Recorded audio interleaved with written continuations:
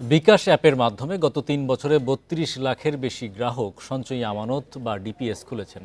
ঘরে বসে কোনো ধরনের কাগজপত্র ও ব্যাংক হিসাব ছাড়াই সাপ্তাহিক ও মাসিক ভিত্তিতে এসব সঞ্চয়ী আমানত হিসাব খুলেছেন গ্রাহকরা। 4টি ব্যাংক ও একটি আর্থিক প্রতিষ্ঠানে এসব ডিপিএস খোলা যাচ্ছে। প্রতিষ্ঠানগুলো হচ্ছে mutual trust bank, Dhaka city ও ব্র্যাক ব্যাংক এবং আইডিএলসি ফাইন্যান্স। আবার যেসব গ্রাহকের ডিপিএসের মেয়াদ পূর্ণ হয়েছে তাদের ৯৬% আবারও বিকাশের মাধ্যমে ডিপিএস খোলার আগ্রহ দেখিয়েছেন। মঙ্গলবার রাজধানীতে এক মতবিনিময় সভায় মোবাইল আর্থিক সেবাদাতা প্রতিষ্ঠান বিকাশের পক্ষ থেকে এসব তথ্য জানানো হয়। ডিপিএস খোলার এ মাইলফলক উদযাপনে মতবিনিময় সভার আয়োজন করে বিকাশ।